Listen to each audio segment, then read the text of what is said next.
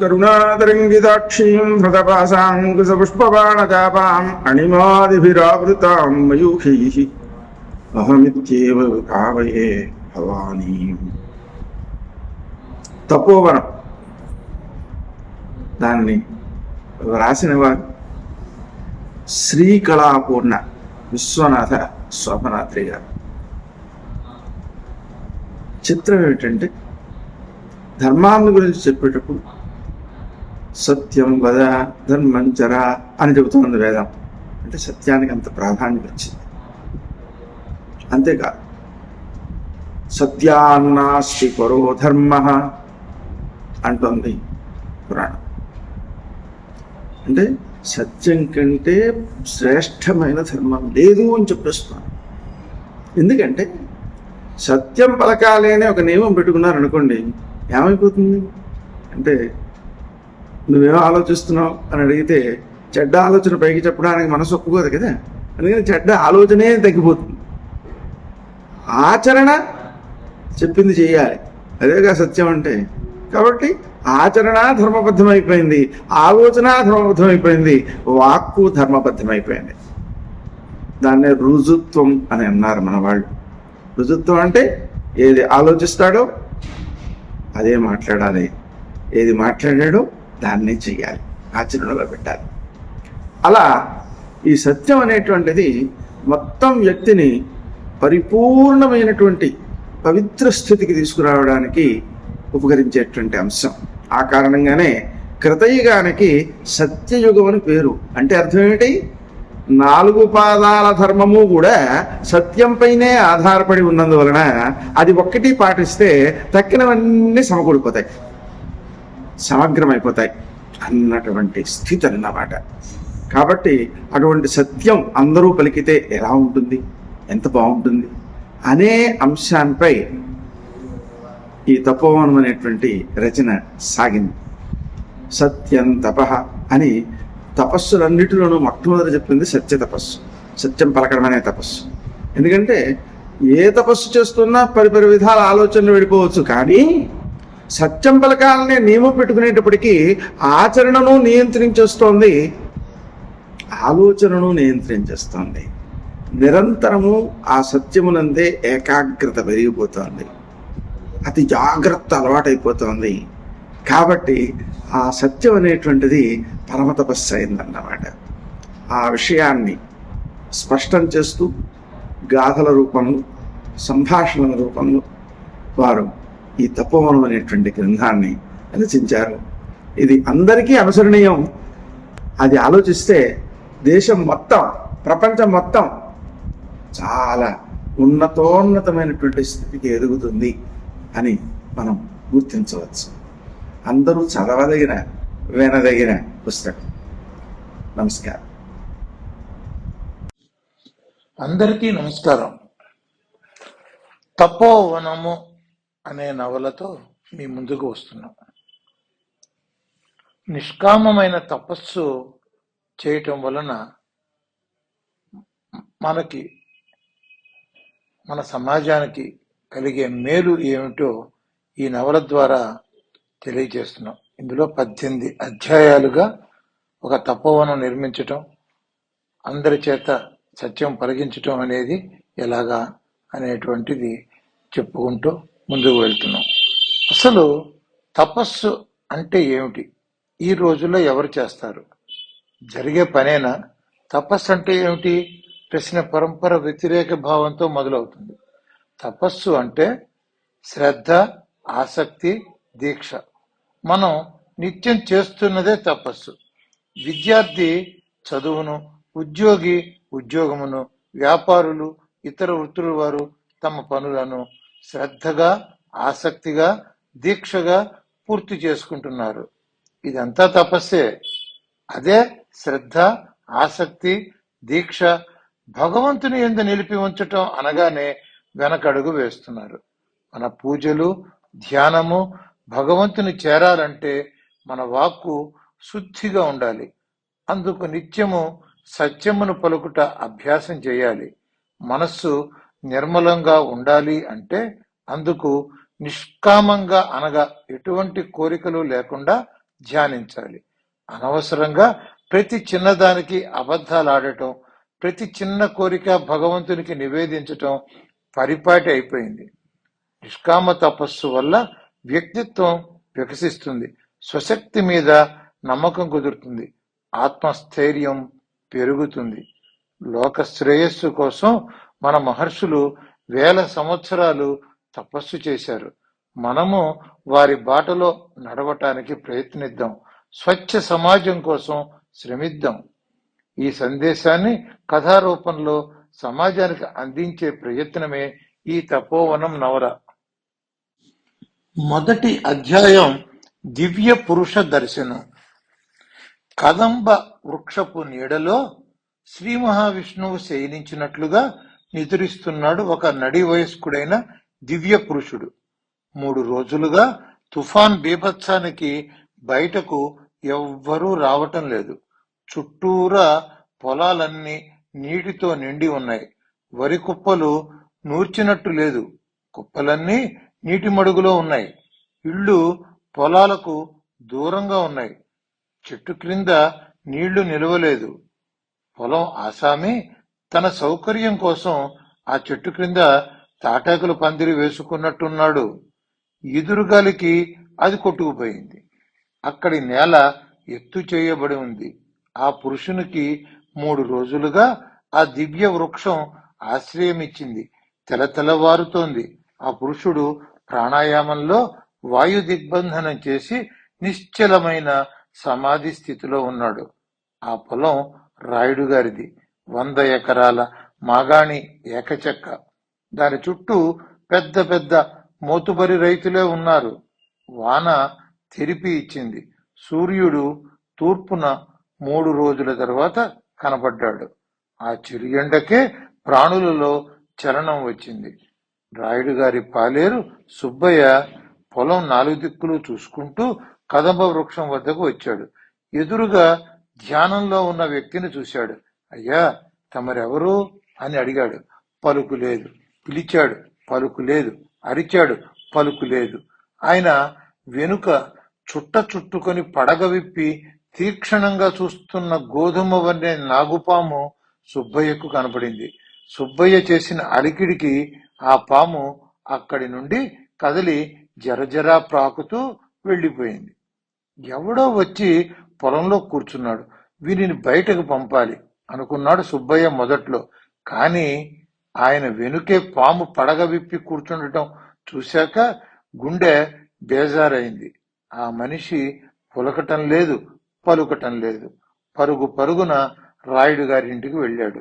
దొరా, పొలంలో చెట్టుకాడ ఒక పెద్ద ఆయన కూర్చున్నాడయ్యా. ఈ 3 రోజులు వానలో తడుస్తూనే ఉన్నట్టుందయ్యా.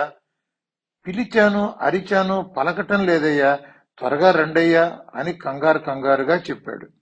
రాయుడు గారు పైన కండువా కప్పుకుని చేతితో కర్ర పట్టుకుని బయలుదేరాడు. వెంట మరో 2 బంధువులు వెళ్లారు. సూర్యుడు బాగా పైకి వచ్చాడు. ఆకాశం నిర్మలంగా ఉంది. అక్కడక్కడ ఏవో విరిగి పడిన చెట్టు కొమ్మలు దారికడ్డంగా ఉన్నాయి. తుఫాను వల్ల భారీ వర్షం తప్ప తమ గ్రామానికి వాటిల్లిన నష్టం ఏమీ లేదు అనుకున్నాడు రాయుడు. 100 ఎకరాల పొలం మధ్యలో ఉన్నది కదంబం చెట్టు. దాని క్రింద ఎవరో కూర్చున్నట్లుంది, కాని స్పష్టంగా తెలియటం లేదు. ముందుకు నడిచాడు. తెల్లని వస్త్రాలతో మంచి ముఖవర్చస్సుతో ధ్యానం చేస్తున్న వ్యక్తిని చూశాడు. దగ్గరకు వెళ్లి నమస్కరించాడు. అయ్యా, తమరెవరు అన్నాడు. సమాధానం రాలేదు. ఏమి చేయాలో తెలియలేదు.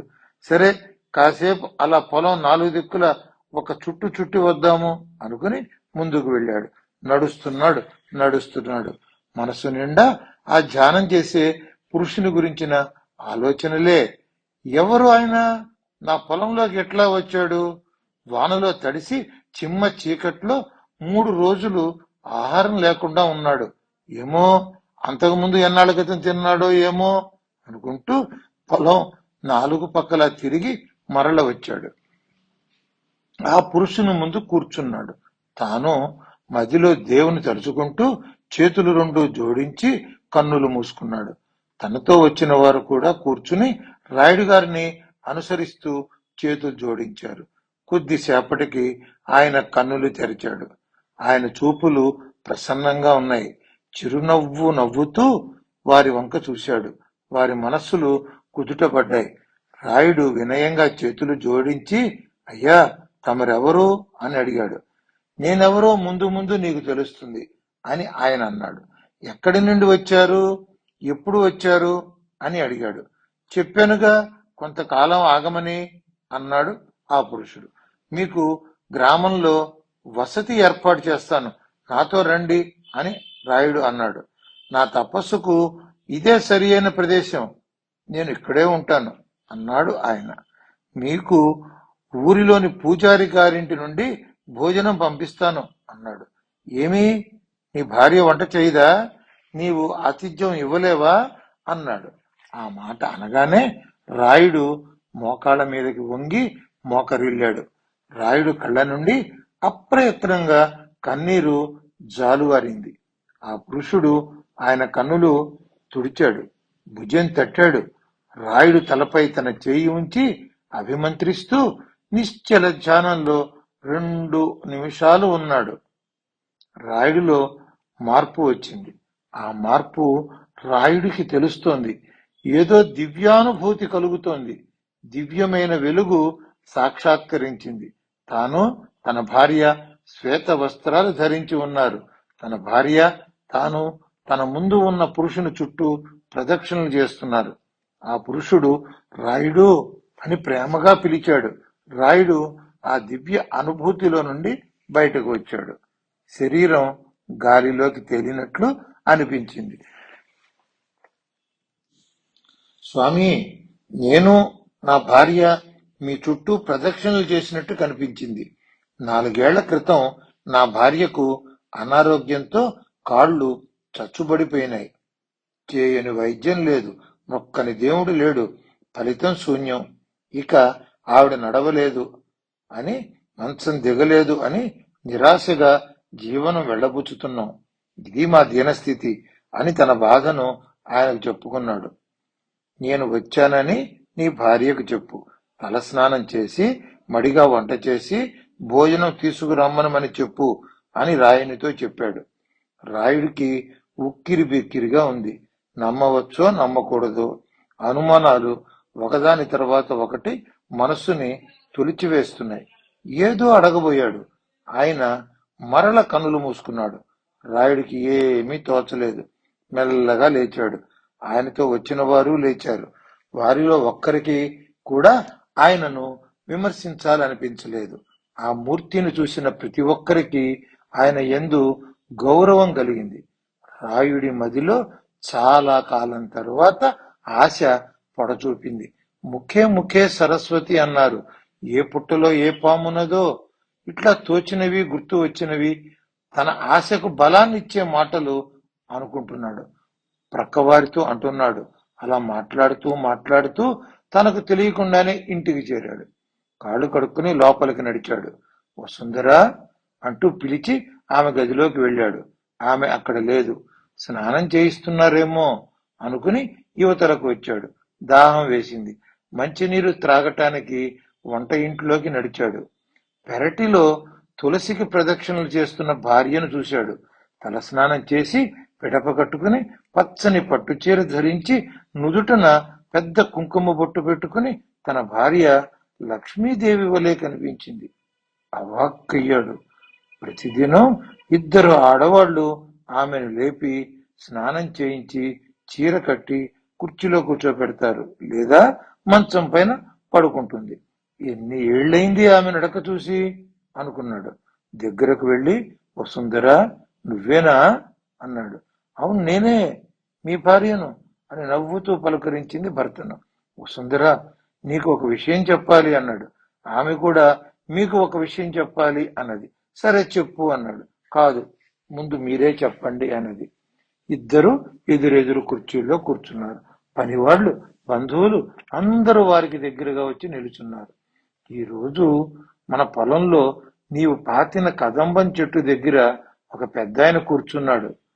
పెద్దాయన అనటానికి కూడా వీలు లేదు. చూడటానికి నా వయసు వాడేని అనిపిస్తోంది. వృద్ధుడు కాడు, యువకుడు కాడు. మేలిమి బంగారు ఛాయతో శరీరం, ముఖం మీద చిరునవ్వు. 3 రోజులుగా ఆహారం లేకుండా ధ్యానం చేసుకుంటూ మన పొలంలో కూర్చున్నాడు. ఎక్కువ మాట్లాడాడు. నా తల మీద చెయ్యి వేసి 2 నిమిషాలు ధ్యానంలో ఉన్నాడు. నాకు ప్రపంచమంతా వెలుగు నిండినట్లు కనిపించింది. నువ్వు నేను తెల్లని బట్టలు కట్టుకుని ఆయనకు ప్రదక్షిణలు చేసినట్లు కనబడింది. నా శరీరం దూదిపించి వలె గాలిలోకి లేచింది. నిజంగా పైకి లేవలేదు. నాకు లోపల అలా అనుభూతి కలిగింది. ఇది జరిగిన విశేషం అన్నాడు. ఆమె, అంతేనా, ఇంకా ఏమన్నాడో చెప్పండి అన్నది. ఆ నిన్ను మడిగా వంట చేసి భోజనం తీసుకురమ్మనమని చెప్పాడు అని ఉద్వేగంగా చెప్పాడు. నమ్మశక్యంగా లేదు. నమ్మటానికి ఏ ఆధారము లేదు. ఏదో కాళ్ళీడ్చుకుంటూ ఇంటికి చేరాను. వచ్చి చూస్తే నువ్విలా ప్రత్యక్షమయ్యావు. ఆయన నిజంగా దేవుడు. దేవుడు వసుంధర అన్నాడు. వసుంధర తనకు తెల్లవారుజామున ఒక కల వచ్చింది అని చెప్పింది. ఆ కలలో ఒక పురుషుడు కనపడ్డాడు. తెల్లని వస్త్రములు ధరించి ఉన్నాడు. నేను నీ క్షేత్రంలో ఉన్నాను, నన్ను సేవించి తరించు అన్నాడు. నేను ఆయన వంకే చూస్తున్నాను. లేచి ఇంట్లో దీపం వెలిగించు అన్నాడు. నా నోట మాట రావట్లేదు. 2 చేతులు ఎత్తి నమస్కరించాను. కాళ్లల్లో సత్తు వచ్చింది. 2 కాళ్ళు కదులుతున్నాయి. మెలకు వచ్చింది. లేచి వచ్చి మీకు చెబుదామని వచ్చాను. మీరు పొలానికి వెళ్ళారని చెప్పారు. ఇప్పుడే పూజ పూర్తయింది, మీరు వచ్చారు అన్నది. అక్కడున్న అందరూ ఆయనను దేవుడే అన్నారు. వసుంధర చక్కని వంట చేసింది. తక్కువ తీసుకెళ్తే బాగుండదు అని అన్ని పదార్థములు ఎక్కువగానే చేసుకుని గారెలు ప్రమాణం చేసి ఇంటిలిపాది వెనుక నడవగా ఆ దంపతులు పొలం చేరుకున్నారు. ఆయన కన్నులు తెరిచి వారి వంక ప్రసన్నంగా చూస్తున్నాడు. ఆ దంపతులు ఆయనకు సాష్టాంగ నమస్కారం చేశారు. ఆ వచ్చిన వారందరూ వంగి వంగి దండాలు పెట్టారు. ఏమిటి ఇవన్నీ అన్నాడు. మీకు భోజనం తెచ్చాము అని రాయుడు నెమ్మదిగా చెప్పాడు. ఆయన చేతిలోకి నీరు తీసుకుని అభిమంత్రించి ఆ పదార్థములపై చల్లాడు. ఆకాశం వంక చూస్తూ భగవంతునికి నివేదన చేశాడు. అక్కడకు వచ్చిన వారందరినీ కూర్చోమన్నాడు. వారు తెచ్చిన అరిటాకులు పరిచాడు. తానే స్వయంగా అందరికీ ఆ ప్రసాదాన్ని వడ్డించాడు. రాయుడు దంపతులకు అర్థం కావట్లేదు. స్వామి, మీరు తినటానికి తెచ్చాము అని మాటలు కూడబలుక్కుని రాయుడు చెప్పాడు. ముందు అతిథి, తర్వాత యజమాని. నేను యజమానిని, మీరు అతిథులు. భోజనం చేయండి అని పెద్ద ఆయన అన్నాడు. 4-5కి సరిపడా పదార్థములు తెస్తే 20 మంది కడుపు నిండా తిన్నారు. గుప్పెడన్న మిగిలింది. ఆయన ఆ అన్నమును మిగిలిన కూరలు పప్పు కలిపి ఒక ముద్దగా తిన్నాడు. గారె ముక్క ఒకటి పరమాన్నం కొద్దిగా నోటిలో వేసుకున్నాడు. మిగిలిన గారెను పరమాన్నమును రాయుడికిచ్చి తినమన్నాడు. రాయుడు భక్తితో దాన్ని ప్రసాదంగా భావించి కళ్ళకద్దుకుని తిన్నాడు. రాయుడు నిండు మనస్సుతో, గురుదేవా, నాకు జ్ఞానభిక్ష పెట్టండి. నాకు నా భార్యే సర్వస్వం. ఆమెకు ప్రాణం పోశారు. నేటి నుంచి నేను నా భార్య మీ సేవకులం, ఆజ్ఞాపించండి అని భక్తితో చెప్పాడు. గురుదేవుడు రాయుడితో, నేను ఒక మహా సంకల్పంతో బయలుదేరాను. అది చాలా కష్టతర సాధ్యమైనది.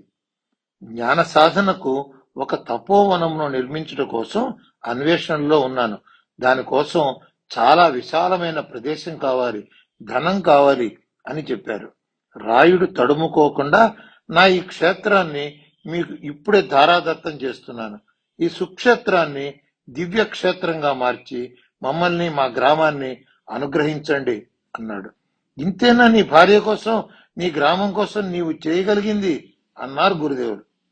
నా దగ్గరున్న ధనం, నా ఇల్లు కూడా ఇచ్చేస్తాను గురుదేవా అన్నాడు రాయుడు. అంతేనా అన్నారు గురుదేవులు. ఇంకా నా దగ్గర ఏమోనోది గురుదేవా అన్నాడు రాయుడు. నీ మనస్సు నాకు కావాలి అన్నారు గురుదేవులు. నా మనస్సు మీదే గురుదేవా అని రాయుడు భక్తితో ప్రణమిల్లాడు. ఆడిన మాట తప్పవు కదా అని గురుదేవులు రాయునితో తీక్షణంగా పలికారు. పంచభూతముల సాక్షిగా మీ చరణాల సాక్షిగా ఇంతమంది ముందు ప్రమాణం చేస్తున్నాను అన్నాడు రాయుడు. అమ్మా వసుంధరా, నీ భర్త మాటలు విన్నావుగా, సర్వస్వం ఇస్తానంటున్నాడు అని గురుదేవులు వసుంధర వంక ఆప్యాయంగా చూస్తూ పలికారు.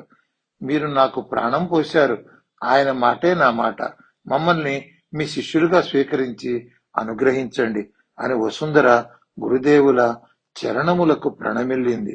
గురుదేవులు ఎవరినైనా శిష్యులుగా స్వీకరించటానికి తనకు కొన్ని నియమములు ఉన్నాయని, అవి ఎల్లప్పుడూ సత్యమునే పలుకవలెను, అబద్ధములు చెప్పకూడదు, ఇతరుల సొమ్ముకు ఆశపడకూడదు, దొంగతనము చేయకూడదు, పరస్త్రీ వ్యామోహం ఉండకూడదు, అత్యాశ ఉండకూడదు, సహనము కలిగి ఉండాలి, త్యాగము కలిగి ఉండాలి, శీలము మంచి నడవడి కలిగి ఉండాలి, మృదు భాషణము మిత భాషణము చేయు నేర్పు కలిగి ఉండాలి, నిస్వార్థము శాంత స్వభావము కలిగి ఉండాలి అనేవి చాలా ముఖ్యమని చెప్పారు. రాయుడు గురువు గారితో వినయంగా, గురుదేవా, మీరు చెప్పిన మాటల్లో ఎన్ని సుగుణాలు నాకు ఉన్నాయో తెలియదు, కానీ నిజాయితీ పరుడనని, అబద్ధములు చెప్పని వాడనని, నిజమును నిర్భయంగా చెప్పగలిగిన వాడినని నా ప్రవర్తన నచ్చి నన్ను ఒక పెద్ద మనిషిగా గ్రామంలో మర్యాదనిస్తున్నారు అని చెప్పాడు. మీ సన్నిధిలో తప్పులను సవరించుకుంటూ భక్తితో మిమ్మల్ని సేవించుకుంటాం అని రాయుడు నమ్మకంగా పలికాడు.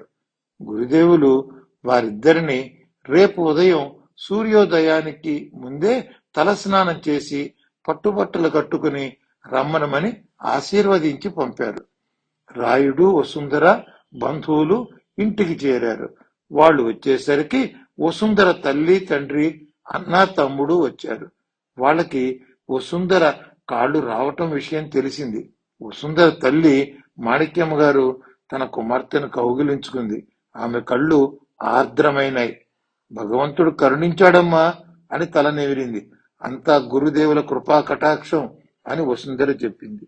రాయుడు గారు, మామగారు జనార్దన్ రావు, ఈ గురుదేవులు ఎక్కడి వాడు ఏమైనా తెలుసా అన్నాడు. రాయుడు గంభీరమైన మనిషి. రాయుడికి ఎక్కడ కోపం వస్తుందో అని ఆయన సంభాషణ నెమ్మదిగా ప్రారంభించాడు. ఆయన రావటం దైవికం, ఆయన మమ్మల్ని అనుగ్రహించటం దైవికం, మమ్మల్ని ఇద్దరిని శిష్యులుగా స్వీకరిస్తాననటం దైవికం, ఇంతకంటే ఏమీ చెప్పలేను అని రాయుడు అన్నాడు.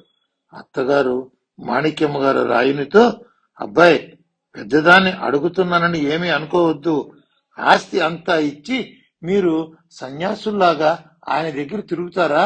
ఇదేమి చోద్యం అయ్యా, మీ పిల్లల భవిష్యత్తు ఏమిటి? ఏమీ ఆలోచించకుండా ఈ నిర్ణయాలేమిటి? త్యాగానికైనా ఒక హద్దు ఉండాలి కదా అన్నది. రాయుడు మౌనం వహించాడు.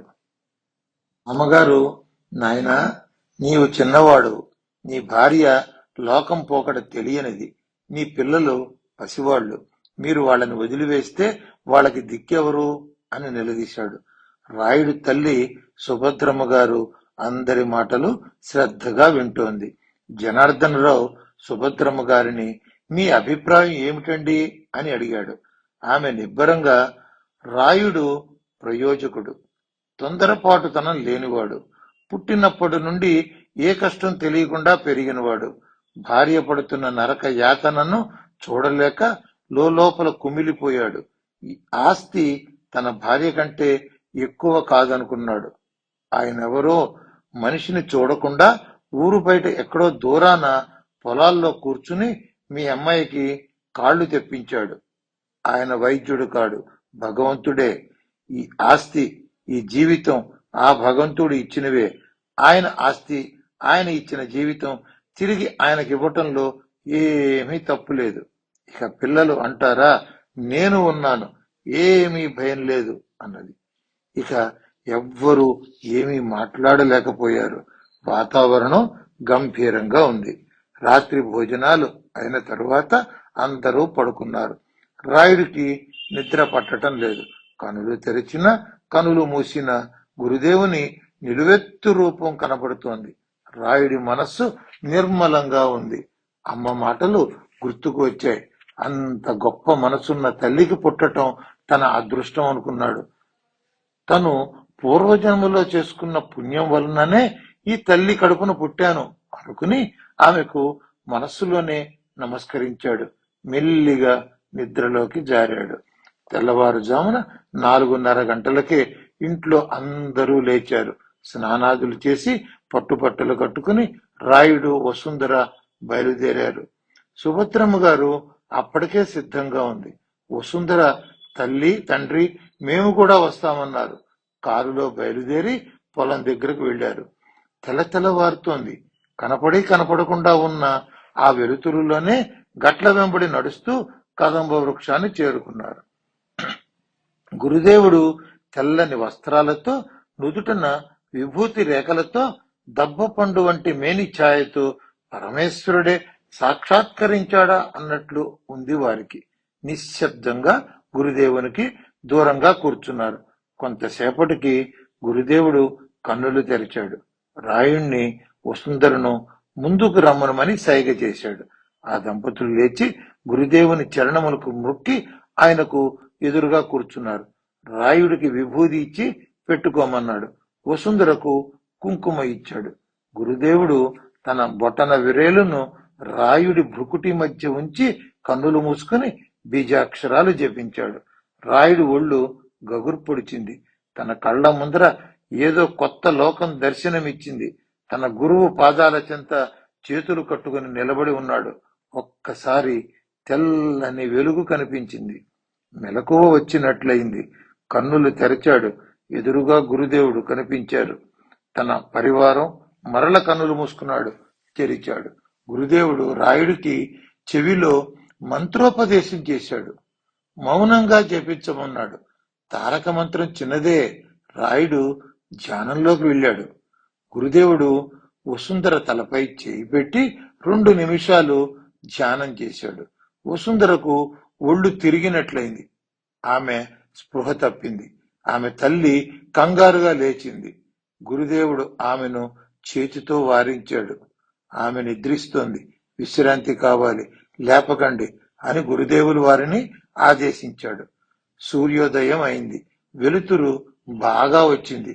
రాయుడు కన్నులు తెరిచాడు. గురుదేవుడు ఒక పాత్రతో నీరు త్రాగమని ఇచ్చాడు. రాయుడు నీరు త్రాగాడు. గురుదేవుడు తన చేతిలోకి కొన్ని నీటి చుక్కలు తీసుకుని మంత్రించి వసుంధరపై చల్లాడు. ఆమె కన్నులు తెరిచింది. నిస్సత్తువుగా అనిపించింది. లేచి కూర్చుంది. గురుదేవుడు వారిద్దరికి తీర్థం ఇచ్చారు. అక్కడ ఉన్న వారికి అందరికీ ఇచ్చాడు. గురుదేవుడు అందరినీ ఉద్దేశించి చెప్పారు. ఈ సుక్షేత్రం ఈ రోజు నుండి తపోవనముగా పిలువబడుతుంది. ఇక్కడ తపస్సు చేసుకోవటానికి కావలసిన ఏర్పాట్లు చేయాలి. రాయుడు మామగారు లేచి నిలబడి, స్వామి, ఈ రోజుల్లో తపస్సు ఎవరు చేస్తారు? తపస్సు అంటే ఏమిటి? జరిగే పనేనా అని అడిగాడు. గురుదేవులు నవ్వి, తపస్సు అంటే శ్రద్ధ, ఆసక్తి, దీక్ష.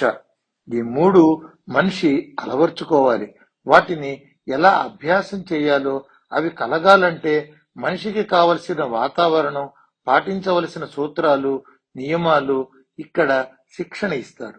ఎన్నెన్నో యుగాల క్రితం మహర్షులు అపారమైన తపస్సు చేసి మనకు ఈ జీవితాలను ప్రసాదించారు. మనము కూడా తపస్సు చేసి ముందు తరాల భవిష్యత్తుకు బాటలు వేద్దాం. రాముని ఆదర్శంగా తీసుకుందాం. ఆయన పలికిన సత్యవాక్కుని మనమంతా ఆచరిద్దాం అని గురుదేవులు చెప్పారు. రాయుడు గురుదేవుని కొన్ని సందేహాలు తీర్చమని కోరాడు. గురుదేవుడు రాయుని కుటుంబాన్ని అక్కడ ఉండమని, మిగిలిన వారిని తిరిగి వెళ్ళమని ఆదేశించారు. రాయుడు కుటుంబం తప్ప మిగిలిన వారందరూ వెనుకకు తిరిగి వెళ్లారు. రాయుడు ముందుగా లేచి నిలబడి తన ఆస్తికి సంబంధించిన పత్రాలు తీసి గురుదేవుని సన్నిధిలో ఉంచి, ఇది నా మొత్తం ఆస్తి తాలూకు పత్రాలు, మీ పేరున ఈ రోజు రిజిస్టర్ చేయిస్తాను అని వినయంగా చెప్పాడు. గురుదేవుడు రాయుడు వంక చూసి చిరునవ్వు నవ్వారు. నేను నీ ఆస్తిని అడిగానా? నీ మనస్సును అడిగాను కానీ అన్నారు. గురుదేవుడు చిరునవ్వుతో, మీ అందరి మధ్యలో ఉన్న సందేహాలు, ఆందోళన గ్రహించాను. మీ అందరికీ కొన్ని రహస్యాలను చెబుతాను. అవి చెప్పవలసిన బాధ్యత నాకు, వినే యోగ్యత మీకు ఉన్నాయి కాబట్టి చెబుతున్నాను అన్నారు. లోక కళ్యాణం కోసం అనేక మంది మునులు హిమాలయ శిఖరములలో సూక్ష్మ రూపములో తపస్సు చేస్తున్నారు. నాబోటి కొద్ది మంది హిమాలయముల క్రింది ప్రాంతంలో తపస్సు చేసుకుంటూ ఉంటాం. పైనుంచి మునుల ఆదేశం వచ్చినప్పుడు మేము పైకి వెళ్లి మునుల ఆదేశం స్వీకరించి వాటిని ఆచరణలో పెడతాం. మా గురువు గారు పేరు గర్గుడు. ఆయన వయస్సు 1000 సంవత్సరాల పైమాటే. నా పేరు మార్కండేయుడు. లోకంలో అధర్మం పెరిగిపోయినప్పుడు అధర్మాన్ని అణచివేస్తూ ప్రజలలో ధర్మాచరణను పెంపొందించాలి. ఆ కార్యం ప్రభుత్వాల వలన జరిగేది కాదు. పూర్వజన్మ సుకృతం చేత ఉత్తమ జన్మలు పొందిన మానవులతోనే సాధ్యపడుతుంది. ప్రస్తుతం దేశంలో అధర్మం పెరిగిపోయింది. పూజలు పెరిగాయి, దాన ధర్మాలు పెరిగాయి. కానీ ఇవి భక్తి శ్రద్ధలతో చేస్తున్నవి కావు. స్వార్థంతో, వ్యాపార దృష్టితో చేస్తున్న పూజలు, దేవునికి సమర్పిస్తున్న కానుకలు. అవి అధర్మాన్ని తొలగించవు, పాపక్షయం జరగదు. నిర్మలమైన మనస్సు కలిగి శుచిగా భక్తి శ్రద్ధలతో దేవుని ఆరాధించాలి. మంచి నడవడి కలిగి ఉండాలి. అసత్య దోషం లేకుండగా సత్యమును పలకాలి. భగవంతుని ధ్యానము ద్వారా అధర్మ తీవ్రతను తగ్గించవచ్చు. చక్కని శీలము అలవర్చుకున్నవాడు అధర్మపరుడు కాలేడు అని గురుదేవుడు వారితో చెబుతున్నాడు. నాకు ఈ మధ్యనే మా గురువు గారి నుండి ఆదేశం వచ్చింది. వారి ఆదేశం ప్రకారం వేగంగా వెళ్లి వారిని దర్శించుకున్నాను. వారు మీ దంపతుల పేర్లు చెప్పారు. మీ చేత తపోవనము నిర్మించమని నన్ను ఆదేశించారు అన్నారు. రాయుడు భార్య వసుంధర, స్వామి, మా పేర్లే ఎందుకు చెప్పారు అని గురుదేవుని అడిగింది. దానికి గురుదేవులు చిరునవ్వుతో, మీరిద్దరూ పూర్వజన్మలో మా ఆశ్రమంలో తపస్సు చేసిన వారు. తపస్సుకు అంతరాయం కలిగి మీరిద్దరూ తపస్సు పూర్తి చేయకుండానే ఆశ్రమం వీడి వెళ్లారు. అప్పుడు మీరు వదిలి వెళ్లిన తపస్సు ఇప్పుడు మరల ఈ జన్మలో పూర్తి చేయవలసి ఉన్నది అని చెప్పారు. తపోవనమును నిర్మించి జనుల చేత తపస్సు చేయించటమే మీరు తపస్సుగా స్వీకరించాలి అన్నాడు. రాయుడు ఏదో అడగబోయాడు. గురుదేవుడు, నాకు తెలుసు నీవు ఏమి అడగబోతున్నావో అని చెప్పసాగారు. పూర్వజన్మలో వసుంధర అదే పేరుతో ఆశ్రమంలో తీవ్ర తపస్సు చేసేది. ఆమె తపస్సు పరిపూర్తి అయ్యే సమయంలో నీవు ఆశ్రమ ప్రవేశం చేశావు. కొంతకాలానికి ఆమె యందు ఆకర్షితుడవైనావు. ఆమె కూడా నీ యందు మక్కువ చూపింది. తపోభంగమైంది. ప్రమాదవశాత్తు లోయలో పడి మృతి చెందారు. మరల ఇప్పుడు ఈ జన్మ ధరించడం జరిగింది. ఆమెను పూర్వజన్మ వాసనలు వెంటాడుతూనే ఉన్నాయి. ఆమె సంసారం చేస్తున్నా యోగినిగానే జీవిస్తోంది. ఆ బంధం వలననే నేను వస్తున్నట్లుగా తెలుసుకుంది. కొంత సాధన జరిగిన తరువాత ఆమె మరల పూర్వస్మృతి పొందుతుంది అని చెప్పారు గురుదేవులు. రాయుడు వినయంగా, గురుదేవా, ఇప్పుడు మా కర్తవ్యం ఏమిటి, వివరంగా చెప్పండి అన్నాడు. మన ముందు ఒక బృహత్తర ప్రణాళిక ఉంది. ముందు మీ దంపతులు నేను ఇచ్చిన మంత్ర సాధన చేయండి. ఒక మండలం అంటే 40 రోజులు 3 మండలములు తీవ్ర సాధన చేయండి. పూర్వజన్మ తప విశేషంతో త్వరగా అణిమాది అష్టసిద్ధులు పొందగలరు. ఆ తరువాత ఆశ్రమమును నిర్వహించాలి. కేవలం ఈ ఆశ్రమము సత్య సాధన కోసం కృషి చేయాలి. కేవలం సత్యం పలుకుటతో పాపక్షయం జరుగుతుంది. ప్రతి వ్యక్తి గొప్ప తేజస్సుతో శుభప్రదమైన జీవితం, ఆత్మవిశ్వాసంతో, ఆత్మ గౌరవంతో నడపగలుగుతాడు. అబద్ధములు చెప్పడం చాలా తేలిక, నిజము పలుకుట చాలా కష్టమైన విషయం. అబద్ధం అనేది వ్యక్తి తేజస్సును మసకబారుస్తుంది. నిజము పలికెడి వాని ముఖం తేజస్సుతో వెలిగిపోతుంది. ఆరంభం చాలా కష్టం, అభ్యాసం అయితే అంతా తేలికగానే ఉంటుంది. ఆచరిస్తున్నప్పుడు దానికి అలవాటు పడి వారి జీవితాలు అంధకారం నుండి బయటపడి జ్ఞానంతో ప్రకాశిస్తారు. మన మిషన్ అండ్ గోల్ అదే అని గురుదేవులు చెప్పారు. ఇక్కడ మీకు వసతి కోసం ఒక గృహమును నిర్మించుతాను అని రాయుడు చెప్పాడు. గురుదేవులు రాయుడితో, మనం ఒక ఆర్కిటెక్టు, ఒక ఆడిటరు, ఒక వైద్యుడు, ఒక వకీలు, ఇలా అనేక రంగాలలో నిష్ణాతులైన వారిని ఎంపిక చేసుకుని పెట్టుకోవాలి అని చెప్పారు. రాయుడి మామగారు జనార్దనరావు గారు లేచి తాను పెద్ద అనుభవం ఉన్న ఆర్కిటెక్టునని చెప్పుకున్నాడు. గురుదేవులు, అయితే మీరు ఈ 3 నెలలు నాతో ఈ ప్రాజెక్టు గురించి చర్చించాలి. మీకు ఇతరత్ర ఉన్న పనులు ముగించుకుని రమ్మనమని చెప్పారు. రాయుడు వినయంగా, ముందు ఒక వసతి ఏర్పాటు చేయటానికి అనుమతినియ్యండి అన్నాడు. చిన్న పర్ణశాల ఈ చెట్టు దగ్గరే ఏర్పాటు చేయమని గురుదేవులు చెప్పారు. రాయుడు పాలేరు సుబ్బయ్యను కేకేసి పిలిచాడు. 10 మంది పనివాళ్లను తీసుకుని ఇక్కడ పెద్ద పాక వేయించు, మన తాటి చెట్ల ఆకులు కొట్టించు, కొత్త వాసాలు బాదులు తెప్పించి 4 రోజుల్లో పూర్తి చేయించమని చెప్పాడు. అప్పటిదాకా ఈ చెట్టు కిందనే 4 మేదరి తడికలు తెచ్చి 4 వైపులా పైన ఒక గదిలాగా ఆచ్ఛాదన ఏర్పాటు చేయమని సుబ్బయ్యకు చెప్పాడు. గురుదేవులు రాయుడి చేతిలో ఆ క్షేత్రం దస్తావేజులు పెట్టారు. ఈ క్షేత్రానికి ఈ రోజు ఉన్న ధర కట్టి తీసుకో. మనం ఏర్పాటు చేస్తున్న ఆశ్రమం పేరున ఒక ట్రస్టు ఏర్పాటు చేయించు. ట్రస్టు పేరున బ్యాంక్ అకౌంట్ తెరవండి. మీకు నచ్చిన వారు, నిజాన్ని నిర్భయంగా చెప్పగలిగే వారిని ఎన్నుకోమని చెప్పారు. మిమ్మల్ని దర్శించడానికి ఊరిలోని ప్రముఖులు అడుగుతున్నారు అని రాయుడు చెప్పాడు. ఊరి వారితో రేపు సాయంత్రం 3 గంటలకు సమావేశం ఏర్పాటు చేయమని గురుదేవులు మౌన ముద్రలోకి వెళ్లారు. వసుంధర లేచి గురుదేవుల కొరకు అక్కడే వంట చేయనారంభించింది. రాయుడు మామగారితో మాట్లాడుతూ ముందుకు నడుస్తున్నాడు. ఊరిలోని ప్రముఖులు, సాధారణ గ్రామస్తులు రాయుని కలవటానికి వస్తున్నారు.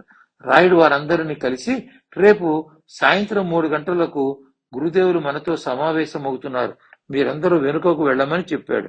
వారితో కాసేపు పిచ్చాపాటి మాట్లాడి రాయుడు మామగారు గురుదేవుల సన్నిధికి వచ్చారు. గురుదేవులు తన అనుష్ఠానం పూర్తి చేసుకుని మహానైవేద్యం భగవంతునికి నివేదన చేసి ఆ ప్రసాదాన్ని తాను కొంత స్వీకరించి అక్కడి వారికి మిగిలినది ప్రసాదంగా పంచారు. గురుదేవుల వద్ద సెలవు తీసుకుని రాయుడు కుటుంబం బయలుదేరింది. పాలేరు సుబ్బయ్య పనివాళ్లతో ఎదురు వచ్చాడు. పర్ణశాల నిర్మాణమునకు సుబ్బయ్య కొబ్బరికాయ కొట్టి ప్రారంభించాడు. తరువాతి అధ్యాయం ఓంకార మంత్రోపదేశం. కిందటి అధ్యాయంలో గురుదేవులు ఆ గ్రామానికి రావటం, రాయుడికి తపోవనం నిర్మించాలని ఒక సూచన చేయటం జరిగింది. ఇక ముందుకు సాగుదాం. కదంబ వృక్షం వెనుకకు చిన్న పర్ణశాల అద్భుతంగా తయారు చేశాడు సుబ్బయ్య. పర్ణశాల ముందు పెద్ద పందిరి వేశారు. అక్కడి నేలను చదును చేసి గోమయం కలిపిన నీళ్లు చల్లి మృగ్గులు వేశారు. పర్ణశాల లోపల కూడా నేలను చదును చేసి గోమయంతో అలికి మృగ్గులు వేశారు. రాయుడు దంపతుల ప్రార్థన మీద గురుదేవులు పర్ణశాలలోకి ప్రవేశించారు. గురుదేవులు విశ్రమించటానికి 2 పొడుగు బల్లలు ఏర్పాటు చేశారు. సాయంత్రం 3 గంటలైంది. పర్ణశాల ముందర ఉన్న పందిట్లో జంపకానాల మీద గ్రామస్తులు కూర్చున్నారు. రాయుడు ఆయన బంధువులు అందరినీ మౌనంగా ఉండమని, కనులు మూసుకుని మనస్సులో భగవంతుని ధ్యానం చేస్తూ ఉండమని చెప్పారు. అందరూ కనులు మూసుకుని తమ ఇష్టదైవాన్ని తలుచుకుంటూ కూర్చున్నారు. గురుదేవులు సాయంత్రం 4 గంటలకు బయటకు వచ్చారు. పందిరి చుట్టూ తిరిగి అక్కడ కూర్చున్న వారినందరినీ చూసి వచ్చి వారికి ఎదురుగా ఉన్న బల్లపై కూర్చున్నారు. గురుదేవులను చూచిన వెంటనే వారందరూ లేచి నిలబడ్డారు. గురుదేవులు వారందరినీ కనుసైగతో కూర్చోమని చెప్పారు. అందరూ నిశ్శబ్దముగా కూర్చున్నారు. ఒక్కొక్కడు లేచి మాట్లాడండి, మీ సందేహాలు అడిగి తెలుసుకోండి అని రాయుడు చెప్పాడు. ఒక పెద్ద మనిషి లేచి, స్వామి, మీరు ఎక్కడి నుండి వచ్చారు, ఎందుకు వచ్చారు అని అడిగాడు. గురుదేవులు చిరునవ్వుతో, మీరు గ్రామం మునసబు కదా, అదేమిటి మీ భార్య సుబ్బమ్మ గారు వెనకాల కూర్చుంది, అమ్మా సుబ్బమ్మ గారు ముందుకు రండి అని ఆమెను పిలిచారు. మునసబు గారు ఆయన భార్య సుబ్బమ్మకి ఆశ్చర్యం వేసింది. తమ పేర్లు గురుదేవులకు ఎట్లా తెలిసాయా అని. మీ కుమార్తె అల్లుడితో సఖ్యత చెడి మీ ఇంట ఉన్నది. ఊరి ప్రజలకు ధర్మాధర్మాలు చెప్పే మీరు మీ కూతురి సంసారం చక్కదిద్దలేకపోయారా? భగవన్నామానికి దూరమైనారు, బాధ్యతలను మరిచారు. ఈ రక్ష తీసుకువెళ్లి ఆమె ఎడమ చేతికి కట్టండి అని చెప్పారు. మునసబు తలదించుకుని 2 కళ్ల నిండా నీరు నింపుకుని మాట రాక నిలబడ్డాడు. ఆయన భార్య, మా అమ్మాయి ఇటువంటివి నమ్మదండి, ఆమె కట్టుకోదు అని చెప్పింది. గురుదేవులు, మీరు వెళ్లి కట్టండి, ఒప్పుకుంటుంది అని చెప్పారు. ఆమె పరుగు పరుగున ఇంటికి వెళ్ళింది. మునసబు భారంగా 2 అడుగులు ముందుకు వేసి గురుదేవుల చరణార విందములయందు మోకరిల్లాడు. గురుదేవులు మునసబు మీద తన కమండలంలోని నీటిని తీసి మంత్రించి చల్లారు. మునసబుకు కాంతి వెదజల్లినట్టు, మనస్సుకు ప్రశాంతత కలిగినట్లు ఒక గొప్ప దివ్యానుభూతి కలిగింది. మునసబు, నీది సంస్కారవంతమైన జన్మ. ఇక నుంచి అయినా కాలాన్ని సద్వినియోగం చేసుకో. ఇక్కడ తప్పవన నిర్మాణానికి శేష జీవితం ధారపోయి అన్నారు. గురుదేవులు, మీ ఆజ్ఞ శిరసా వహిస్తాను స్వామి. నేటి నుంచి ఈ ఊరి ప్రజలు, నేను మీ భక్తులం, మీ దాసులం. ఈ తపోవనమునకు నా శాయశక్తుల కృషి చేస్తాను స్వామి అని మునసబు లేచి ఒక ప్రక్కగా నిలబడ్డాడు. ఒక్కొక్కరు ముందుకు వచ్చి తమ ఈతి బాధలు చెప్పుకుంటున్నారు. గురుదేవులు మౌనంగా అందరి వినతులు స్వీకరించారు. గ్రామస్తులను ఉద్దేశించి గురుదేవులు చక్కని ఉపదేశం చేశారు. పాత్రత నెరిగి దానం చేయాలి, అపాత్ర దానం కూడదని పెద్దలు చెప్పారు. నేను నా తపశ్శక్తిని మీకు ధారపోయటానికి మీకు గల అర్హత ఏమిటి?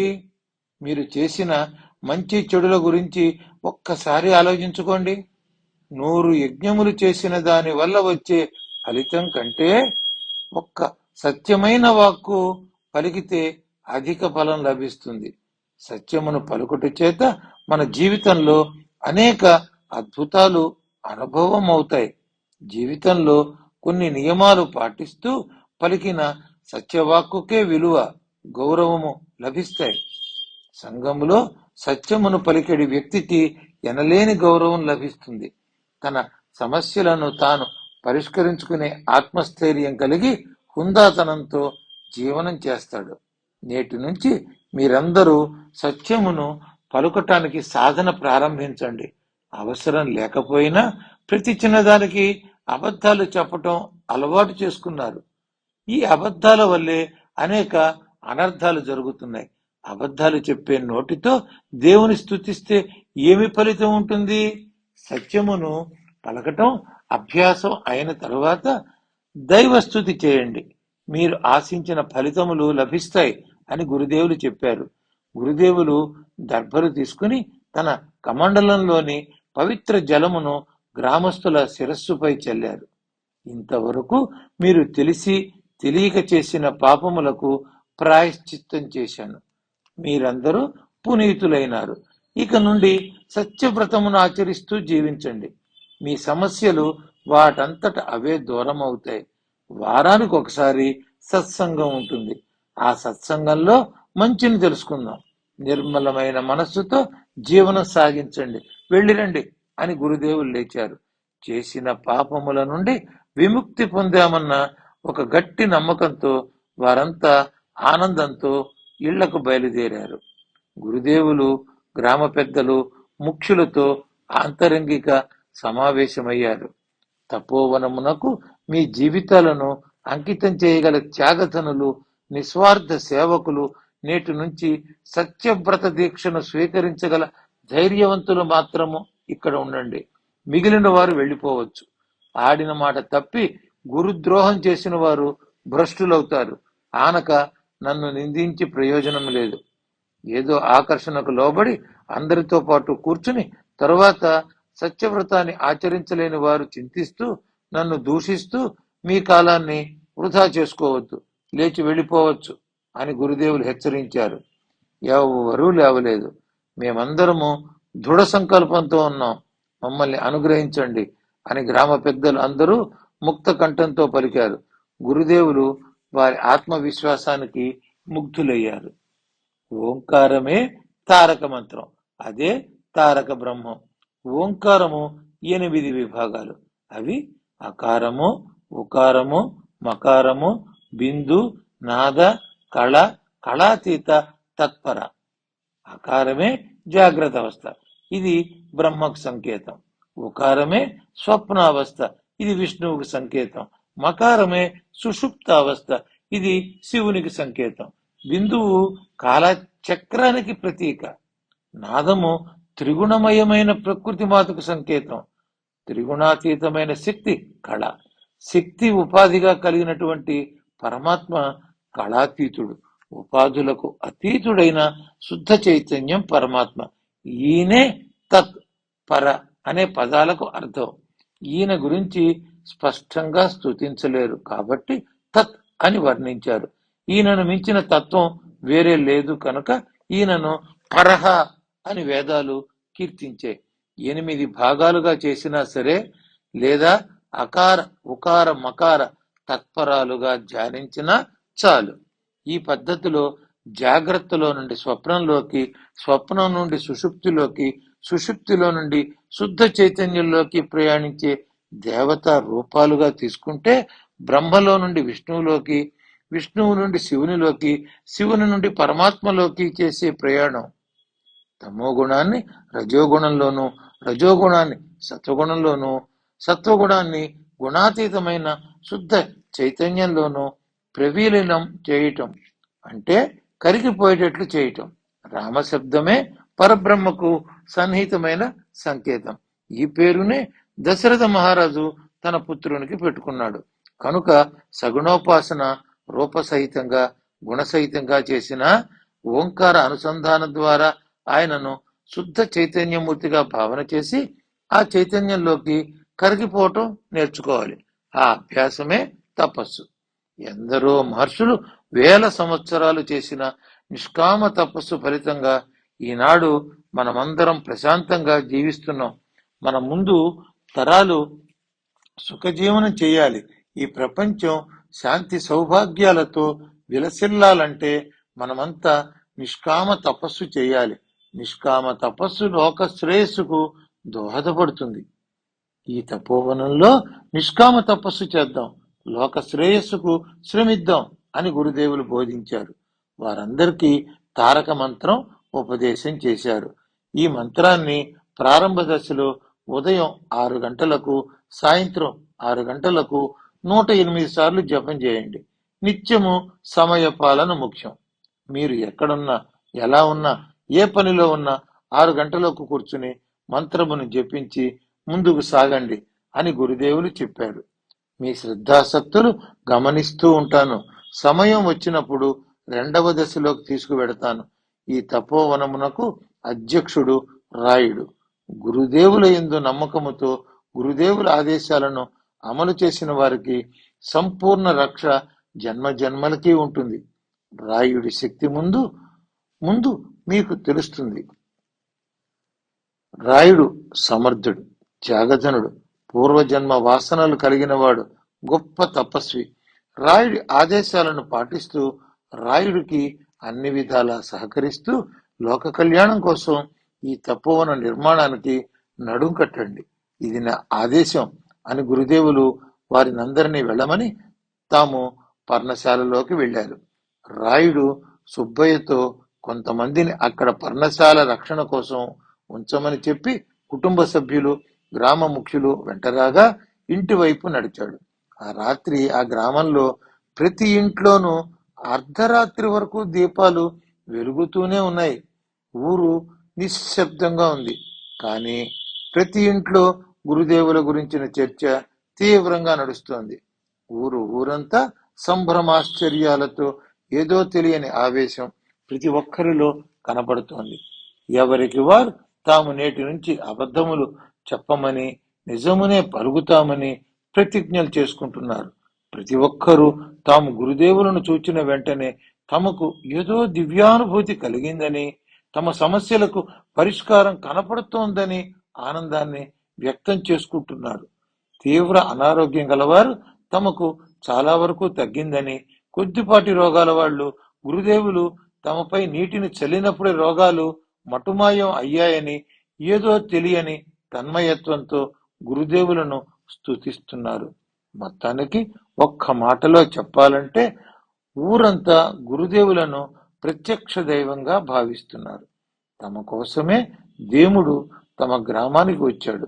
ఆయన ఆజ్ఞను పాటించి నేటి నుంచి సత్యమును పలకటానికి అసత్యములు పలుకురాదని తీర్మానాలు చేసుకున్నారు. తరువాతి అధ్యాయం తపోవనమునకు శ్రీకారం. రాయుడి ఇంట్లో కోలాహలంగా ఉంది. రాయుడి మామగారు, అత్తగారు, బావమరుదులు సతీషు, గిరీషులు, రాయుడి షడ్డకుడు శ్రీనివాసు, ఆయన భార్య తేజస్విని వచ్చారు. రాయుడి అక్క అనుపమ, బావ శ్రీధర్ వచ్చారు. రాయుడి మేనమామ నారాయణ, ఆయన భార్య రేణుక వచ్చారు. రాయుడి మామగారు ఆర్కిటెక్ట్, ఆయన భార్య చక్కని గాయని. వారి పెద్ద కొడుకు సతీషు సివిల్ ఇంజనీర్, స్వయంగా కన్స్ట్రక్షన్ కంపెనీ పెట్టుకున్నాడు. Girish doctor, general medicine, government హాస్పిటల్లో పనిచేస్తున్నాడు. రాయుడి షడ్డకుడు శ్రీనివాస్ ఐపీఎస్, ఆయన భార్య తేజస్విని ఐఏఎస్. రాయుడు అక్క అనుపమ, ఆవిడ భర్త శ్రీధర్ చార్టెడ్ అకౌంటెంట్స్. రాయుడు మేనమామ రిటైర్డ్ జడ్జి, ఆయన భార్య రేణుక ఇంటి ఇల్లాలు. రాయుడు రాత్రి భోజనాలు అయిన తరువాత అందరినీ హాలులోకి పిలిచి సమావేశం ఏర్పాటు చేశాడు. గురుదేవులు తమ గ్రామానికి రావటం దగ్గర నుండి నేటి వరకు జరిగిన ప్రతి ఒక్క విషయము వారికి శ్రద్ధగా చెప్పాడు. తమ పొలం తపోవన నిర్మాణానికి ఇచ్చినట్లు చెప్పాడు. ఆ తపోవనం నిర్వహించటానికి ఒక ట్రస్టుని ఏర్పాటు చేయమని గురుదేవుల ఆజ్ఞ అని చెప్పాడు. మీలో ఎవరైనా ట్రస్టులో చేరటానికి అంగీకారం అయితే చెప్పండి. త్వరలో ఒక ట్రస్టు ప్రారంభించి కార్యక్రమం ప్రారంభించాలి. ఇందులో ఏమీ బలవంతం లేదు. ఎవరికి గురుదేవుల యందు భక్తి నమ్మకం ఉంటే వారు నాతో నడవవచ్చు అని రాయుడు వారికందరికీ చెప్పాడు. మేనమామ నారాయణ, అసలు ఈ స్వామి ఎక్కడివాడు, ఆయన పూర్తి వివరాలు సేకరించాలి కదా అన్నాడు. రాయుడు షడ్డకుడు శ్రీనివాస్, తాను చాలా లోతుగా స్వామి గురించి అధ్యయనం చేయించానని, ఆయన వివరాలు ఏమీ తెలియరాలేదని, ఆయన మన తరం వాడు కాదని ఖచ్చితంగా చెప్పవచ్చు అని అన్నాడు. ఇక ఆలోచించేందుకు ఏముంది, అందరం ఆయనను అనుసరిద్దాం అని రాయుడి మేనమామ నారాయణ గారు అన్నాడు. రాయుడి అక్క అనుపమ, మామయ్య తీర్పునిచ్చిన తరువాత ఆలస్యం దేనికి, నేను ప్రస్తుతం ₹1,00,000 ట్రస్టుకు సమర్పిస్తున్నాను, తరువాత ఆలోచిద్దాం అని అక్క చెప్పింది. అందరూ తమ కరతాళ ధ్వనులతో ఆమెను అభినందించి ప్రారంభంలో ప్రవేశ రుసుములాగా తలా ₹1,00,000 శాశ్వత నిధికి ప్రకటించారు. అందరూ ఉదయం గురుదేవులను దర్శించి వారి ఆశీర్వచనం తీసుకోవాలని అనుకున్నారు. అలా ఆ రాత్రి వారందరూ ఒక ఆనందంతో విశ్రమించారు. తెల్లవారింది. రాయుడు భార్య వసుంధర తలస్నానం చేసి పట్టుబట్టలు కట్టుకుని గురుదేవుల సన్నిధికి చేరుకున్నారు. గంటకు పైగా వారు గురుదేవుల సన్నిధిలో తీవ్ర ధ్యానం చేశారు. బాగా పొద్దెక్కింది అనిపించగానే బయట కోలాహలం మొదలైంది. ఊరంతా కదిలి వచ్చింది. వాళ్లలో వాళ్లే నాయకత్వం వహించి అందరినీ నిశ్శబ్దంగా భగవద్ధ్యానం చేస్తూ ఉండమని కూర్చోబెట్టారు. రాయుడు కుటుంబం అంతా గురుదేవులను దర్శించుకోవటానికి వచ్చారు. వారినందరినీ పర్ణశాలలోకి పిలిచారు. గురుదేవులు వారికందరికీ విభూతి నుదుటన పెట్టారు. రాయుడు తన వారినందరినీ పరిచయం చేశాడు. ట్రస్టుకి వీరందరూ ప్రధాన సభ్యులు అని చెప్పాడు. గురుదేవులు వారినందరినీ సూటిగా ఒక ప్రశ్న అడిగారు. మీరందరూ నా యందు భక్తితోనో లేదా రాయుడి మీద ప్రేమతోనో ట్రస్టులో చేరుతున్నారా, లేక నా నియమమునకు అంగీకరించి చేరుతున్నారా అని అడిగాడు. రాయుడు తోడల్లుడు శ్రీనివాసు, నా వృత్తిరీత్యా అన్ని చోట్ల అన్నిసార్లు నిజం చెప్పడం కష్టం, మీరే దయ చూపాలి అన్నాడు. శ్రీనివాసు, నా గురించి 100 ఏండ్లకు పూర్వం వరకు వెతికావు, మరో 100 ఏండ్లు అలా వందలు వెతుకు, ఎక్కడైనా నా పేరు, నా పుట్టు పూర్వత్రాలు లభ్యమవుతాయేమో. మరి నీ ముందు నీ తండ్రి వయసు వాడిగానో నీ మామ వయసు వాడిలాగానో కనపడుతున్నాను కదా. విల్ పవర్ అనేది అభ్యాసం చేయాలి, దృఢదీక్ష అనేది ముఖ్యం. అది ఉన్నప్పుడు మిగతావి లోకానికి ఎంత పెద్దవైనా నీకు చిన్నవిగానే కనిపిస్తాయి. ఆపద్ధర్మం అని ఒకటి ఉంది. నీ ఉద్యోగానికి, నీ ప్రాణానికి ముప్పు అనిపించినప్పుడు నీ నియమం తప్పవచ్చు. నోటి మాటకి తప్ప మనసుకి కళంకం రాకూడదు. ఇక్కడున్న మీరందరూ సంపన్నులు, విద్యావంతులు. కేవలం రాయుడు మాట మీద నమ్మకంతో మీరందరూ మీ ధనాన్ని త్యాగం చేయటానికి ముందుకు వచ్చారు. జాగ్రత్తగా మీ మనస్సులను పరిశీలించుకోండి. కారణం బోధపడుతుంది. ఒక్క క్షణం మౌనంగా కళ్ళు మూసుకుని ఆత్మ పరిశీలన చేసుకోండి అని గురుదేవులు కళ్ళు మూసుకున్నారు. అందరూ కళ్ళు తెరిచి ముక్త కంఠంతో, రాయుడు నిజాయితీపరుడు, ఆడిన మాట తప్పడు, అసత్యం పలుకడు, అతని వాక్కు సత్యం అని అందరూ ఒకే మాటను తిప్పి తిప్పి చెప్పారు.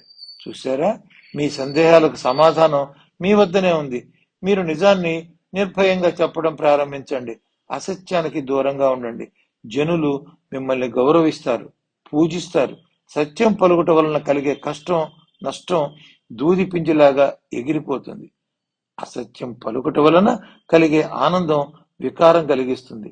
మీరందరూ కారణ జన్ములు. ఒక మహత్తర కార్యక్రమం మీ వలన జరగవలసి ఉన్నది. కాబట్టే మీరందరూ ఒక కుటుంబీకులై ఉన్నారు అని అన్నారు. గురుదేవులు రాయుడి మామగారిని, రాయుడి బావమరిది సతీష్ని ఉండమని మిగిలిన వారిని పంపివేశారు. జనార్దనరావు గారు గురుదేవులతో తపోవన నిర్మాణానికి దిశానిర్దేశం చేయమని కోరాడు.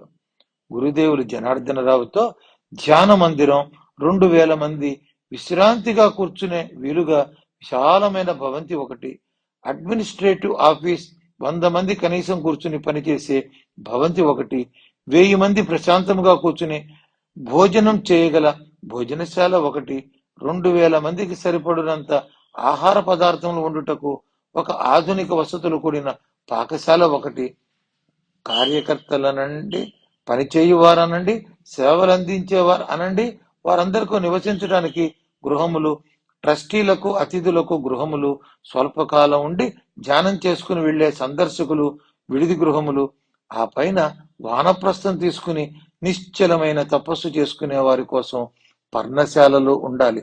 ఆ పర్ణశాలలు ఫలవృక్షాల మధ్య నిర్మింపబడి ఉండాలి. తపోవనం చుట్టూ చక్కని ప్రహరీ గోడ, దాని వెంబడి లోపలి వైపు వృక్షములు పెంచాలి. ప్రతి భవనం, పర్ణశాలల ముందు పూల మొక్కలు పెంచండి. తపోవనంలో శివకేశవుల మందిరం పాలరాతితో నిర్మాణం జరగాలి. ఇది స్థూలంగా ఒక ప్రణాళిక, మధ్యలో మార్పులు చేర్పులు మీకు తోచినవి, అవసరం అనుకునేవి చేర్చి ఒక నమూనా తయారు చేయండి. ప్రతిదీ నాతో చర్చించవలసిన అవసరం లేదు. మీ ట్రస్టీలు సమావేశములు జరిపి ఒక అవగాహనకు వచ్చి నాకు చూపించండి అని చెప్పారు. జనార్దన్ రావు గారు శ్రద్ధగా గురుదేవులు సూచించిన విషయములను వ్రాసుకున్నాడు. వీటి రూపకల్పనకు 10 రోజులు సమయం కోరాడు. సతీషు గురుదేవులకు నమస్కరించి, స్వామి, ఈ నిర్మాణాలన్నీ శాశ్వతమైన కట్టడాలుగా ఉండాలా, తాటి ఆకులు వెదురు వాసాలతో చేయవచ్చా అని అడిగాడు. గురుదేవులు, మనం మనస్సుకి కఠోరమైన నియమములు పెట్టి కట్టడి చేస్తున్నాం. శరీరానికి కూడా కష్టం కలిగించితే సహించగలిగే శక్తి ఈ కాలం వారికి లేదు. అనేకమైన అనారోగ్యాలు, సమస్యలు శరీరాన్ని, మనస్సుని సృష్టింపజేస్తున్నాయి. ఇక్కడకు వచ్చే వారికి మనస్సుకి కావలసినంత ప్రశాంతత, ఆహ్లాదం కలిగించే వాతావరణం, శరీరానికి సుఖంనిచ్చే వసతి సదుపాయాలు అందించాలి. అన్ని ఆధునిక వసతులు మనము అందించాలి. శరీరం సేద తీరి మనసు ఇక్కడి ప్రకృతి వాతావరణానికి ఆకర్షింపబడి సజ్జన సాంగత్యంతో తపస్సు చేయటానికి ఉరకలు వేస్తుంది. శరీరాన్ని శుష్కింపజేసి పుట్టలు పెరిగి గడ్డాలు మీసాలు పెంచుకుని కమండలం మంత్రదండాలతో మన ఋషులు తపస్సు చేసిన కాలం కాదు ఇది. ఇది ఆధునిక తపోవనం. మనస్సు ప్రధానం, వాక్కు ప్రధానం అని చెప్పారు. జనార్దన్ రావు గారు 10 రోజులలో ప్లాన్ గీసి తెస్తానన్నారు. గురుగృహం ఈ కదంబం ముందు వాకిట్లో ఉండునట్లుగా విశాల భవంతి నిర్మింపబడాలి. ఈ గురుగృహం రాయిని కుటుంబం నివసించడానికి అనువుగా సకల వసతులు కలిగి ఉండాలి అని గురుదేవులు సూచించి, ఇక మీరు వెళ్ళిరండి అనగానే అందరూ లేచి గురుదేవులకు నమస్కరించి నిశ్శబ్దంగా నడిచి వెళ్లారు. రాత్రి రాయిని ఇంట్లో కుటుంబ సభ్యులు అందరూ సమావేశమైనారు. ట్రస్టుకి ఏమి పేరు పెట్టాలి, ఎవరెవరు ఉండాలి, కేవలం తమ కుటుంబ సభ్యులైనా బయట వారిని ఎవరినైనా తీసుకోవాలా అని చర్చించారు. తపోవనం చారిటబుల్ ట్రస్ట్ అని పేరు పెట్టడానికి నిశ్చయించారు. ఆ ట్రస్టుకి chairman Rayudu, managing trustee Janardhan Rao గారు, ట్రెజరర్ శ్రీధర్, మిగిలిన అందరినీ ట్రస్టీలుగా నిర్ణయించుకున్నారు. గ్రామ మునసబుని కూడా ట్రస్టీగా ఎంచుకున్నారు. అవసరాన్ని బట్టి బయట వాళ్ళను కూడా తరువాతి కాలంలో ట్రస్టీలుగా తీసుకోవాలని నిర్ణయించారు. జనార్దన్ రావు గారు, సతీష్ తాము త్వరలో తపోవనమునకు ఒక నమూనా ప్లాన్ గీసి తెస్తామని చెప్పి వెళ్ళారు. Sridhar trust registration, income tax లో ట్యాక్స్ ఎగ్జంప్షన్స్ కి ప్రయత్నాలు చేస్తానని చెప్పి వెళ్ళాడు. అందరూ త్వరలో మరొక్కసారి కలుసుకుందాం అని చెప్పి వాళ్ళ ఊళ్లకు ప్రయాణమై వెళ్లారు. రాయుడు, వసుంధర అధిక సమయం ధ్యానంలోనే గడుపుతున్నారు. గురుదర్శనం చేసుకుని రావటం, మిగిలిన కాలాన్ని ధ్యానంలో గడుపుతున్నారు. మునసబు రకరకాల ఫలముల మొక్కలు ఎక్కడెక్కడ ఉన్నవా అని వాకబు చేస్తున్నాడు. గురుదేవుల దర్శనం అయినా అవకపోయినా గ్రామంలోని భక్తులు శ్రద్ధగా రోజు వచ్చి పర్ణశాల ముందు నామపారాయణ చేస్తున్నారు. రాయుడు రోజు వారి చేత సత్యమునే పలుకుతాను, అసత్యమునకు దూరముగా ఉంటాను అని ప్రతి ఒక్కరి చేత ప్రమాణం చేయిస్తున్నాడు. స్వల్ప కాలంలోనే ఆ గ్రామంలో ప్రతి ఒక్కరూ సత్యం పలుటకు అలవాటు పడ్డారు. ఆ గ్రామంలో ఎవరింటికి బంధువులు, స్నేహితులు వేరే ఊళ్ళ నుండి వచ్చిన వారి చేత కూడా సత్యవ్రతమును ఆచరించమని ప్రోత్సహిస్తున్నారు. వారు కూడా వీరి బోధలకు ఆకర్షితులై సత్యమును పలుకుటకు ప్రమాణములు చేసి వెడుతున్నారు. గురుదేవుల తపశ్శక్తి ఆ నోట పలికి ప్రక్క ఊళ్లకు పాకింది. జనం రావటం మొదలుపెట్టారు. రాజకీయ నాయకులు స్వార్థ ప్రయోజనాలతో వచ్చారు. మునసబు సత్యమును పలికెడి వారికి మాత్రమే స్వామి దర్శనం అవుతుంది. ముందు మీరు సత్యం పలుకుట అభ్యాసం చేసుకుని నిర్మలమైన మనస్సుతో తిరిగి రమ్మని వారందరినీ వెనుకకు పంపించి వేస్తున్నాడు. నమ్మకం ఉన్నవారు వచ్చి ప్రార్థనలలో కూర్చుంటున్నారు. లేనివారు ఇది సాధ్యమయ్యే పనేనా అంటూ పెదవి విరిచి వెళ్ళిపోతున్నారు. అందరికీ నమస్కారం. ఈ వీడియో మీకు నచ్చినట్టయితే ఇలాంటి మరిన్ని వీడియోలు చూడాలనుకుంటే మన ఛానల్ని లైక్ చేయండి, సబ్స్క్రైబ్ చేయండి. ధన్యవాదాలు.